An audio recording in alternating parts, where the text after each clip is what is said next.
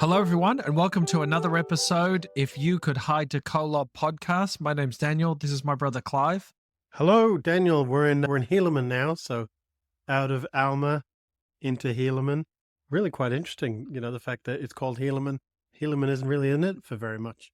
That was actually a really good point that I was going to raise, and maybe I'll do it now before we get into the quote. But when you're looking at the Book of Mosiah, the Book of Alma, and the Book of Helaman, they're not about Mosiah is about Mosiah the second, the son of King Benjamin, who's the son of the first Mosiah. And Alma is about Alma the younger, the son of Alma the elder, who was converted by Abinadi. And Helaman in parts is the book of Helaman in parts is by Helaman, the son of Helaman, who's the son of Alma, who's the son of Alma, who was brought into the church by Abinadi's writings. So it's sometimes can get a bit tricky when you look at it and go, oh, the book of Alma is about Alma. It's about Alma the younger. Yeah. And the book of Helaman isn't about Alma's son Helaman. It's about Alma's grandson Helaman. Yeah, so it's just interesting kind of how it all works and the genealogy of it all. Well, do you have a quote for us that you can kick us off with? I do have a quote, and it goes quite well with how very up and down this next lesson is. So it's by Kate Douglas Bassett, and he says, "Many in the world today think of pride as being a positive thing, a driving force for success in our society.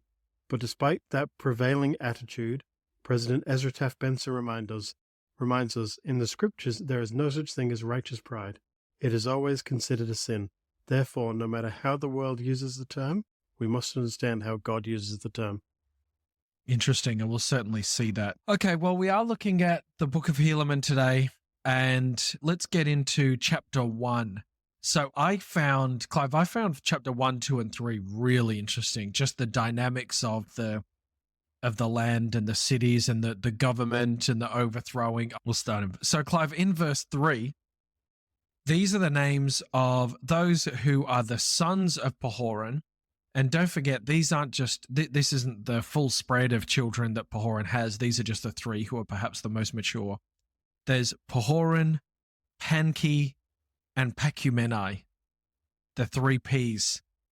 And there's a vote that occurs, and Pahoran comes out as the victor. Nevertheless, it came to pass, this is verse 5, that Pahoran was appointed by the voice of the people to be the chief judge and a governor over the people of Nephi. So what is to be said about Pacumeni and Panki? Well, Pacumeni, it says here in verse 6 that when the vote was won by Pahoran, he united with he threw his political power, his political weight behind the victor, behind Pahoran, and said, no problem, you are the voice of the people, and therefore I will submit to that. I'll sustain Pahoran, I guess is what he might be saying. Which is not what happens these days. If they could learn from the past, maybe, what he does, but not what the next guy does. Well, now well, that's right. So now we have in verse 7, and there's a bit of a roller coaster here, and I'll read verse 7 and 8. But behold, Panki and that part of the people that were desirous that he should be their governor was exceedingly wroth. Therefore, he was about to flatter away those people to rise up in rebellion against their brethren. So he's planning on going to all the people that voted for him to say, let's go and overthrow. I'm the rightful winner. We need to go and overthrow Pahoran. But he was stopped. It came to pass, as he was about to do this, behold, he was taken and was tried according to the voice of the people and condemned unto death. For he had raised up in rebellion and sought to destroy the liberty of the people. So we're up to verse 8, and we've had a 3-horse race, a vote, a victor, an attempted overthrowing, and a death, or a condemned to death. So we're only in verse 8. So I found this chapter just so interesting in just terms of, how good the records are, and I also find these things personally really interesting about how civilizations go about in their government ways. So found that really interesting. But now we are introduced now in the next couple of in this chapter and the next few chapters to three big players in terms of I guess antichrists. We've got Kishkumen, Coriantumr, and then later on Gadianton, who Gadianton I guess is the final boss of the Nephite race. Yeah, well, Gadianton doesn't go away until the very end of the Book of Mormon. So yeah, as soon as this happens, that's it. And this is where we're first introduced to these three people. Yeah. So who are they? Well, verse 9 tells us this. Now, when those people who were desirous that he should be their governor, so this is talking about Penki. Now, those people who were desirous that he should be their governor saw that he was condemned unto death. Therefore, they were angry, and behold, they sent forth one Kishkumen, even to the judgment seat of Pahoran, and murdered Pahoran as he sat upon his judgment seat. So now we've got no one. We're back to having no government, all in the space of just a few verses. So Kishkumen, it tells in verse 10 that he was pursued by the servants of Pahoran, but he's really fast and he was able to get out of there without anyone recognizing who he was. Challenging, right? I mean, not a good start in the book we're reading after we've gone through lots in Alma. And this part, Clive, I thought was really interesting, and this is why I was making a point about Kishkumen, Coriantumr, and Gadianton. Gadianton being certainly the final boss, but verse 11, so this is talking about Kishkumen, and he went unto those that sent him, and they all entered into a covenant, yea, swearing by their everlasting Maker that they would tell no man that Kishkumen had murdered Pahoran. What do you think about that? I mean, they've entered into an oath. They've entered into this blood pact, swearing by their everlasting Maker. So obviously on some level, they believe in a God somehow. Yeah, and they've committed to this secret combination. This is the exact thing that Alma warned Helaman about before he died, of these secret combinations. And this is exactly what's happened. And yeah, it's, they swore to their Maker. I mean, that's a bit of an odd one. Like, if you're going to murder, do the thing that your Maker doesn't want you to do. What does your promise mean if you're going to promise on that? It's very strange. Like, I guess when Cain entered into a secret with Satan, I couldn't imagine him swearing to God, but it swore to Satan that he would make an oath with him and that there would be, and he would continue on that legacy. Yeah, it's just the Maker. I don't understand what that means. Swearing by the everlasting Maker. Strange. Yeah, it is strange. It's almost like sacrilege. I was thinking, like, they believe in a God, or they must believe in a God on some level, but just not the right God. But it's also the fact that we know we're right and God's on our side because God actually ordained this and he was okay that I killed him. Maybe that's it. They're so deluded in their mind that they've gone, this is all for God. Like the wars that are going on these days is killings. People do it in the name of religion. And maybe this is the same sort of thing. We believe that God's on our side for this. God told me to kill him so that we can have this secret combination, this group of people. Perhaps that was the way they sort of had it all. Well, we've now got this problem where we've got Kishkumen and the band of the Oath Makers are now just parts of the Nephites. Verse 12, therefore Kishkumen was not known among the people of Nephi, for he was in disguise at the time that he murdered Pahoran. And Kishkumen and his band who had covenanted with him did mingle themselves among the people in a manner that they all could not be found, but as many as were found were condemned unto death. So it's the Kishkumen and his band are just floating around now, and they're blending in somehow. So perhaps they're attending synagogue services and just trying to look like everyone else. Some of them are found and put to death, but I'm imagining that if it's this big of a deal and they're all the supporters of Penki, that there must be a few of them, and these are really starting to infiltrate the church now. So now we have another vote, and Pacumen is voted as the chief judge of the people. And this is all done in the 40th year of the reign of the judges. So all of that we just talked about in this first few minutes of this podcast, this was all happening in year one. So whenever these things happen, they always come with their challenges, and you couldn't fault them for having some instability amongst the people. but they still try to do the right thing. But now we have the Lamanites who seize on this opportunity, and they gather in with a quite a big army. And by now, they've actually learnt to be quite industrious. You remember a few episodes ago, we were talking about the Lamanites were almost naked. Well, now we fast forward to this 40th year, and they've got breastplates, and they've got swords, they've got arrows, they've got head plates.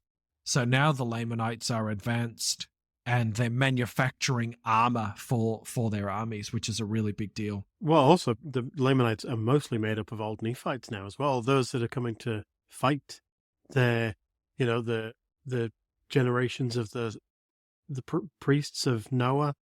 There's those that fell away later on. There's a lot of Nephites intermingled among there. That's right. That's right. And well, that's what we get straight away here. This is Coriantumr. And they came down against that they might pitch battle against the Nephites. And they were led by a man whose name was Coriantumr, and he was a descendant of Zarahemla, exactly what you were saying. And he was a dissenter from among the Nephites, and he was a large and mighty man. So Coriantumr, who now goes about causing a huge fuss, he was a Nephite. He would look like a Nephite. He would be able to talk to the Nephites in any of their common slang. And he was a big guy. He didn't like the church. He'd had a falling away from it somehow. And we found that throughout the war chapters as well in Alma, right? It was those people who hated the church were the ones who were against them, where those ones who were just regular old Lamanites kind of kept themselves to themselves. It was really just the people who fell away that had this vengeful idea that they wouldn't rest till the church that had wronged them so much would be destroyed. That's right, yeah. And this sort of army or this sort of war that comes about, this isn't about destroying the Nephites. This one is about taking the Nephites' land. So, yeah, this is that bitter hatred. This isn't the, you heard our brother a long time ago. This is the, let's try and destroy these people and take everything that they've got. So now we are introduced to who's who in the zoo of the Lamanite army, and that's verse 16. Therefore, the king of the Lamanites, whose name was Tubaloth, who was the son of Ammoron. So you'll remember Ammoron, whose brother was Amalekiah, a family of just pure Nephite haters. And that's where Coriantumr comes from. He's a big man as well. He's wise, that the scriptures talk about. And so Turbuloth and Coriantumr, they kind of joined forces here, and they stir up all of the Lamanites to cause a massive fuss, and they want to go and fight the Nephites. And in verse 18, it says, it came to pass that because of so much contention and so much difficulty in the government, that they had not kept sufficient guards in the land of Zarahemla, for they had supposed that the Lamanites durst not come into the heart of their lands to attack the great city. So as I was talking about, in the 40th year, Pahoran Jr. comes in, he's killed. Pahoran Jr. is voted in. Panki builds up a bunch of dissenters, he's killed. Pahoran is murdered. Pacumeni is the last one standing. He becomes the chief judge. All happens in 1 year. And the scriptures tell us here there was so much fuss that there was a weakness within the armies of the Nephites, to the point where Zarahemla, who's their great capital city, is easily ripe for the pickings. There wasn't enough people there to kind of fortify that city, and that's exactly what gets attacked. And Zarahemla, that's in the middle of it all, right? So the Nephites have got people round about that city, all around the city. So yeah. I guess if you were comfortable enough with anything, it'd be Zarahemla. But and it's the same thing we talked about last week, because of the infighting, the Lamanites took this opportunity to now take over. And they won. They did it. They took over Zarahemla, which we talked about ages ago. This is the Salt Lake. This is the apex. This is where everyone gathers. You find new converts, you bring them to Zarahemla. But now that's not safe anymore. Now that's going to be taken over by the Lamanites because of the constant infighting among the Nephites. That's what's so scary about it. And so for the Nephites, now they've got this new guy that's introduced named Moroniah. And he leads this army. He tries to gather the army as much as he can to fight against the Lamanites, and they take back Zarahemla, but there's still all the other cities round about. There's still a lot to try and take over, right? Well, that's right. And in the Lamanites taken over Zarahemla, they kill Pecumeni. Coriantoma kills him. So now there's no chief judge, and the city's fallen, and the place is just run riot with Lamanites. So it's an absolute disaster. In verse 22, and now when Coriantoma saw that he was in possession of the city of Zarahemla, and he saw that the Nephites had fled before them and were slain, and were taken and were cast into prison, and that he had obtained the possession of the strongest hold in all the land, his heart took courage, insomuch that he was about to go forth against all the land. So he kind of gets to the middle of Zarahemla, kills Pecumeni, so kills the chief judge. Remember, there's no king. Pecumeni is about as senior as it gets, outside of if there's a separate gospel leader. So the chief judge is as high as it is at the time. And Coriantoma goes, great, well, that was easy. I might just take everything now. If it was that easy to take the capital, I'm taking the rest. And that's right. And we see them now marching for Bountiful. So they start taking off, and they start trying to find other places that they can take over. And then we're introduced to Moronihah. But behold, this march of Coriantoma through the center of the land gave Moronihah great advantage over them, notwithstanding the greatness of the number of the Nephites who were slain. Moronihah, essentially, he doesn't think that they would have taken the land of Zarahemla. And so he has armies surrounding the area, and the Lamanites kind of walk straight into this strategic setup that Moronihah had. And in verse 30, it came to pass that Moronihah did head them in their retreat, and did give unto them battle, in so much that they became exceedingly a bloody battle. Yea, many were slain, and among the number were slain, Coriantoma was also found. So Moronihah, from this surrounding of the cities, inadvertently the Lamanites kind of walk into this trap on the way to go and taking over other cities like Bountiful. And so Moronihah, who's the son of Moroni, right, he is able to kill a whole bunch of the Lamanites, but very importantly, he takes out Coriantoma in this time. But, I mean, it shows you the difference between the Nephites and the Lamanites in 33. And it came to pass that Moronihah took possession of the city of Zarahemla again. So he's got the city, and caused that the Lamanites who had been taken prisoners should depart out of the land in peace. So this wasn't well, I'm going to punish you for what you've done. All the prisoners that he's got, it's just strange. Like, it didn't even, I mean, maybe he tried to talk to them about the gospel. It doesn't really say that, but he took the prisoners and he let them go. So I don't know if it's more like, see, we can just take the land back. So go away, don't try it again, sort of thing. But it just shows you the difference between the Nephites and the Lamanites. Well, that was very much exactly what Moroni did, wasn't it? When Moroni gave that letter to Amaron, who's the father, and he's basically, I don't want we can swap the people. Yeah. Yeah, they're just good men. They weren't bloodthirsty at all. They just simply wanted to defend their land.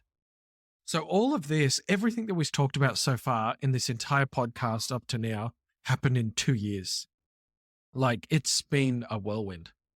Yeah. Like, it's been a serious, serious whirlwind. So there's no chief judge.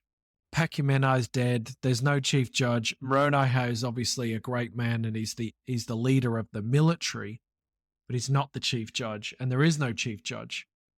So this is what needs to be sorted out in the next year. Who was going to fill the land? In verse 2 of chapter 2, it tells, and came to pass that Helaman, who was the son of Helaman, was appointed to fill the judgment seat by the voice of the people. So there's another vote that takes place. Far out. I hate voting as often as we do here. But this is like, you got to go to the polls. You go to the polls every 6 months because someone's been murdered. We've got Helaman now on the judgment seat, but we've still got, remember Kishkumen, he's still floating around. But behold, Kishkumen, who had murdered Pahoran, did lay wait to destroy Helaman also.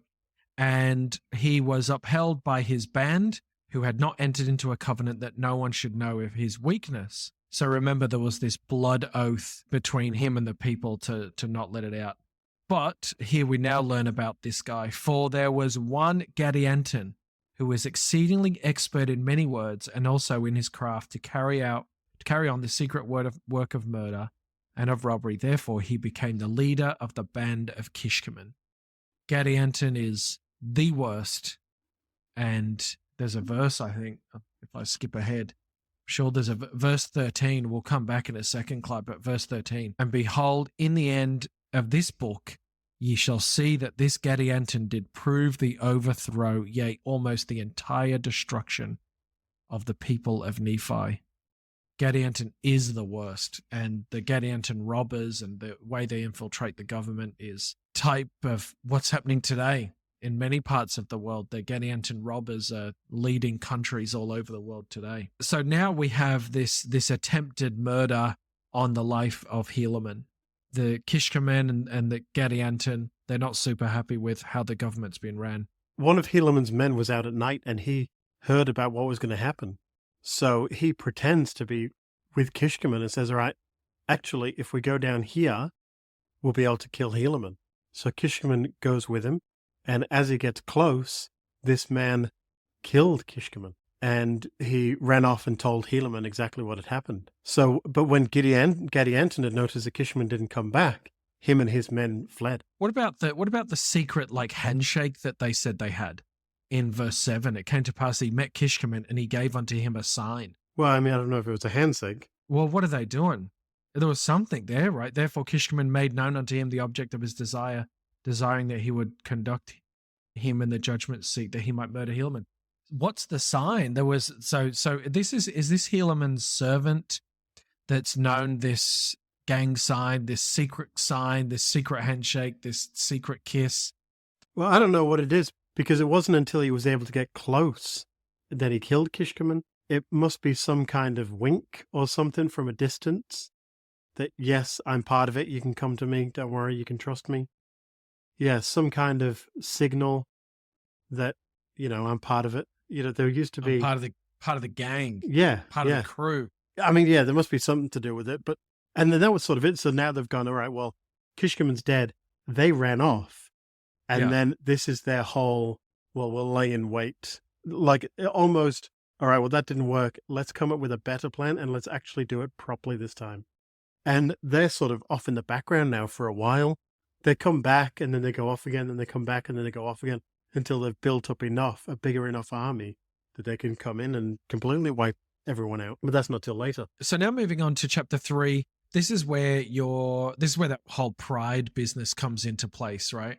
So chapter 3, verse 1, and it came to pass in the 43rd year of the reign of the judges, and listen to this wording, there was no contention among the people of Nephi, save it were a little pride which was in the church.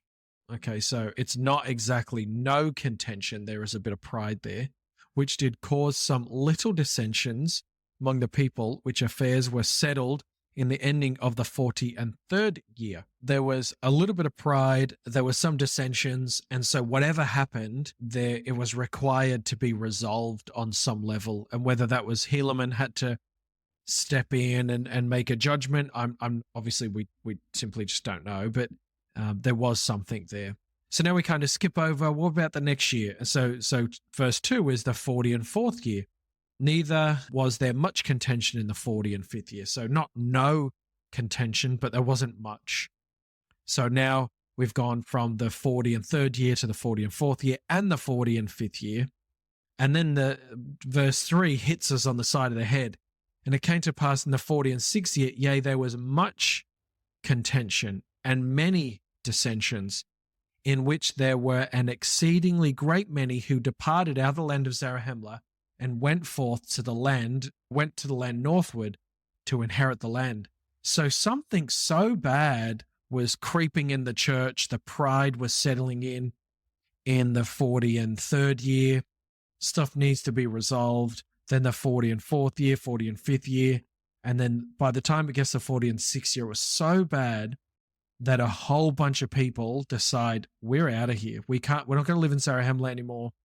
And they're very righteous people, but they decide that they're going to leave and they're going to head to the land northward. But see, I like this because this is now they're spreading out even further. So they go in north, they go into the land of desolation, and there they find what they originally found when they landed. They find gold, they find ways to build, and they start becoming this great nation again. They start mining and farming, and they start building these huge buildings. There's been some people that have gone there, but now there's this great exodus to the area. And they continue on, they keep moving up. This is where the great spread of the North America really starts. And so I really like that. And, they talk about how they start building with cement. What do you think about that? Because so they talk about, basically for everyone's benefit, we'll paraphrase a little bit, but essentially there's not many trees there. They call it the land desolation or the land desolate. And so because of that, they still want to build houses. So in verse 7, it says they became an expert in the working of cement. And do you know much more about the working of cement? Is it cement like that's on the slab of this place I'm in now? Well, there's evidence all around the world, really, that cement was being used at this time. They found evidences all over the place. There's a book called Re-Exploring the Book of Mormon by John W. Welch, and he actually brings this up. He says, recent research shows that cement was in fact extensively used in Mesoamerica, beginning largely at this time. One of the most notable uses of cement is in the temple complex at Teotihuacan, north of the present-day Mexico. That rolls right off the tongue. It does. And I said it so well, as you can tell. North of the present-day Mexico City. According to David S. Hyman, the structural use of cement appears suddenly in the architectural record. Its earliest sample is a fully developed product. The cement floor set slabs at this site were remarkably high in structural quality. Although exposed to the elements for nearly 2,000 years, they still exceed modern-day building code requirements. So it is the same cement that we use. Obviously not done the same way, and maybe a couple of ingredients different, but it survived. And so, yeah, they were smart. They did do it the right way, and things worked out for them. I like in verse 9, and the people who were in the land northward did dwell in tents and in houses of cement, and they did suffer whatsoever tree should spring upon the face of the land, that it should grow up, that in time they might have timber to build their houses, yea, their cities and their temples, and their synagogues and their sanctuaries, and all manner of their buildings. And it came to pass, as timber was exceedingly scarce in the land northward, they did send forth much by the way of shipping. Yeah. I just love this. Like, I just really, in this, part of this historical stuff that I just love the most, that we've just got all of this information about how they went about it. Well, they really looked after the trees, and they understood the difference between, well, a tree might be 3 meters tall and we could probably get a structure out of it. But actually, if we let it grow 20 meters tall and 2 meters in circumference, it can build multiple dwellings. So let's do these things out of cement, and then let's let the trees grow, and let's let the habitation come back. And maybe they knew that would bring the animals back. So I just found that really interesting. And Clive, in verse 12, the other note here, that the stripling warrior parents, is this them? And it came to pass that there were many of the people of Ammon who were Lamanites by birth, did also go forth into this land. Yeah. So I thought that was a link. That might have been the parents of the stripling warriors. Yeah, people of Ammon, Lamanites by birth, that's them. Also, there was people that ran away earlier on that we talked about that ended up with the people of Ammon. But yeah, they all go. Yeah, it's a lot of people. A lot of people go. And the shipbuilding, yeah, I thought that was quite interesting as well. We already talked about a few episodes ago, and I don't remember exactly which one it was, but they did trade with people in different cities. And now they've gone to the shipbuilding, which they got a port somewhere. Yeah, exactly. And I guess you look at your map, and the way it's sort of built, or the way that the land is laid out, it's like an hourglass. So there's land, and then there's a narrow neck of land, and then there's land again. So I guess for people on the sides of the land of desolation, the quickest way is by boat straight down, right? That would make more sense. Yeah, and totally. so, they're very industrious to go, okay, the straightest is a straight line. let's build a boat, let's go down there, and that's the way we're going to do things. Yeah, lots and lots of organization. And in verse 14, Mormon really takes a bit of time to tell us that there was so much more that happened with these people that I just can't write about it. He said, but 100th part of the proceedings of this people cannot be contained in this work. There's contentions, prophecies, building ships, building temples, sanctuaries, synagogues, righteousness, wickedness, murders, robbings, plunderers, abominations, whoredoms. Like, there's a lot. Like, I'm imagining Mormon's just got these huge tablets and scrolls, and he's looking through going, I got to pick something. Like, this is just this. And it goes to the Lord, and the Lord says, this isn't going to make the cut. And Mormon's going, well, I've got to tell him that I had him. Like, there's so much information here. Well, the So, people that yeah. spread out as well, I mean, they keep their own records as well. So yeah, there's so many records. They spread out, they keep the records, other people have records. And you remember when Joseph Smith and Oliver Cowdery went to Comora's cave, and they said that there was plates, what was it, like 2 feet high, stacked 2 feet high, So Yeah, stacked, yeah. you imagine the amount of people that spread out, the amount of writings that they've written down, and we've ended up with this stuff, but there'll be so much more out there. So in verse 17, Mormon says, and now I return again to mine account. Therefore, what I've spoken has passed away, has passed after there had been great contentions and disturbances and wars and dissensions among the people of Nephi. The 46th year of the reign of the judges ended. Okay, so now we get back into what's happening. And Helaman has a couple of sons. One's named Nephi, one's named Lehi. And now we get these robbers that kind of bring themselves back up into this land that we're talking about now. So we're now back in Zarahemla, and we're now talking back about the governmental structure of Zarahemla. So verse 23, and it came to pass in the 49th year of the reign of the judges, there was continual peace established in the land, all save it were the secret combinations which Gadianton the robber had established in the more settled parts of the land, which at that time were not known unto those who were in government, therefore they were not destroyed out of the land.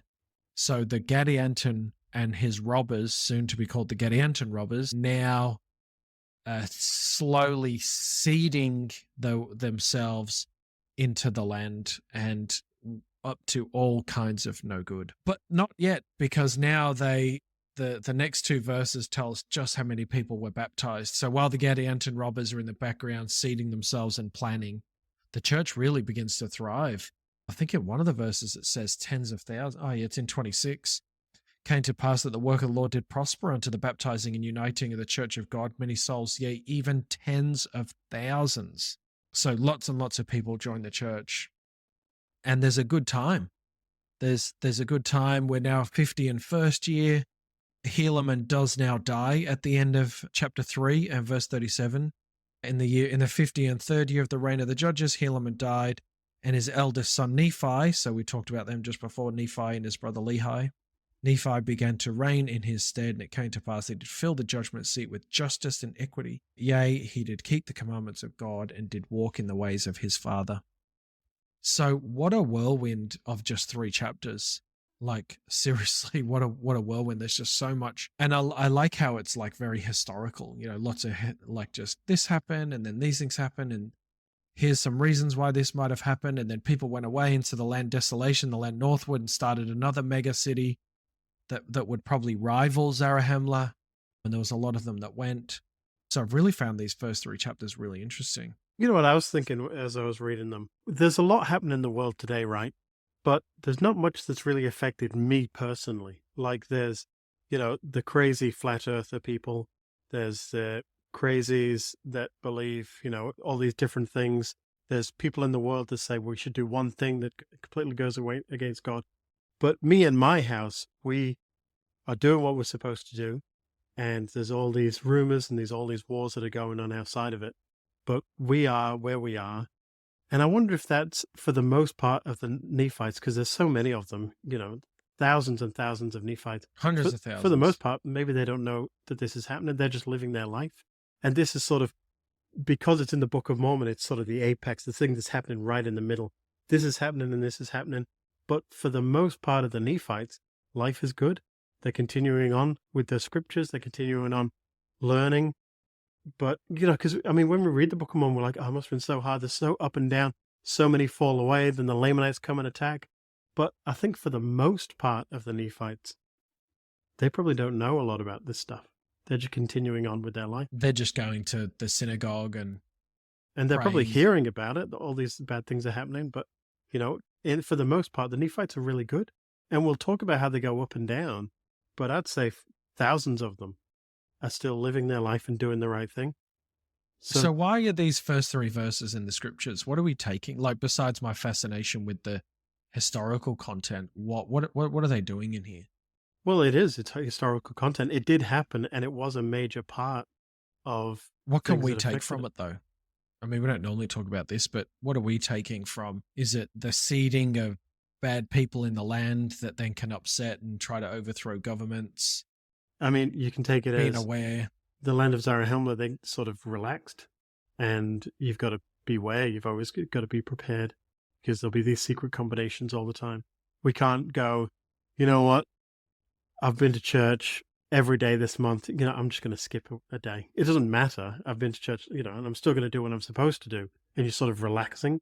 And that's when Satan sees the relaxation and comes in and goes, all right, I've seen like the Lamanites. Now they're infighting, and now's the time to take over. Sure. Okay. Well, that'll do. We'll come back for a part 2, chapters 4, 5, and 6 of Helaman. Thank you for tuning in to another episode. If you could hide to Kolob podcast, we will see you again. Catch us on Facebook and Instagram and YouTube. And we'll see you again for a part 2 shortly. Thank you.